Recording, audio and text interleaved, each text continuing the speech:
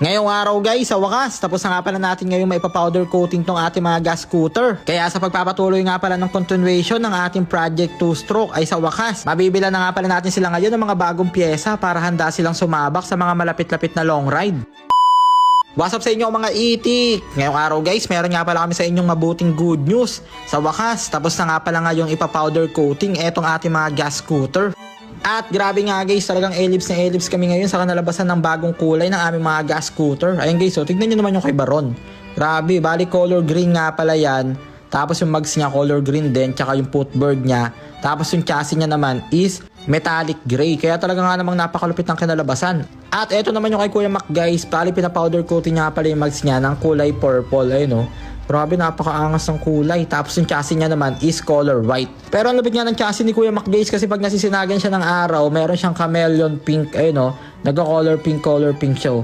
Grabe, napakalupit guys. At ito naman yung bagong kulay ng aking chassis guys. Bali ano siya, chrome black. Grabe, napakaangas yung pagmasdan guys. Talagang simple swag lang siya. Pero ito yung kay Barong guys, napakalupit oh. Ang ganda ng kombinasyon ng kulay ng kanya. Kaya ayan si Barong guys, talagang excited na siya dito. Gusto niya na agad buuhin dito yung scooter niya.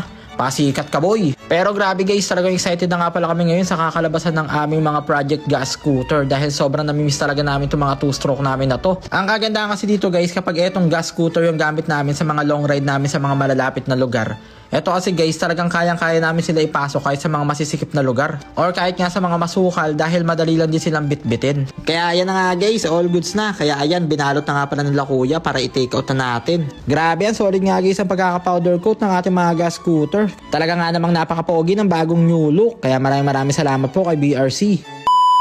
At ayun na nga guys, bago nga pala kami bumili ng mga kakailanganin namin pyesa sa aming gas scooter, ay ayan, bigla nga pala kami nag-crave sa ramen.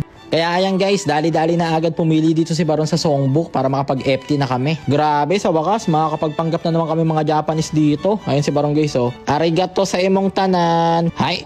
Annyeonghaseyo kudasai. Hi! Grabe, sana sa susunod guys, makapunta kami sa Japan. Kahit sa Japan, Nueva Ecija lang. Pero sa ngayon guys, tamang ramen muna tayo dito sa Gedli. Kaya tamang food trip na naman ng mga itik.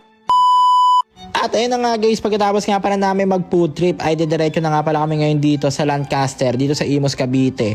Dahil may bibilhan nga pala kami ngayon guys sa mga pyesa na kakailanganin namin sa aming gas scooter. Kaya ayan guys, nandito nga pala tayo ngayon kila Kuya Ped Station. At ayun guys, nakita nga pala namin dito yung binubuo ni Kuya na project scooter niya. Grabe, napaka-pogi. At syempre, ang dami nga rin pala dito ni Kuya mga makina na napakatulin. Grabe, solid na ito guys. Kaya ayan guys, syempre, bumili na nga pala kami ngayon dito kay Kuya ng bagong gulong. Talagang kalbo na kasi guys yung gulong ng aking gas scooter, kaya medyo delikado na siya i-long ride, kaya kailangan na talaga ng bago. Bali, ang naisip nga rin pala namin guys na i-upgrade nga rin pala namin yung makina ng mga 2-stroke namin na 71cc na siya. Para talaga nga namang medyo matulin na siya guys at hindi na tayo mahihirapan sa mga paahon. Pero sa ngayon nga pala guys, medyo marami-rami pa nga rin pala yung kulang sa ating Project Gas Scooter na 2-stroke parang muffler. Pero talagang unti-untiin natin yan guys para matapos na at makapag long ride na tayo sa malalapit na lugar. At sa ngayon nga guys, dahil nasahin na naman namin 3 minutes ang buhay nyo, kaya hanggang dito na lang muna.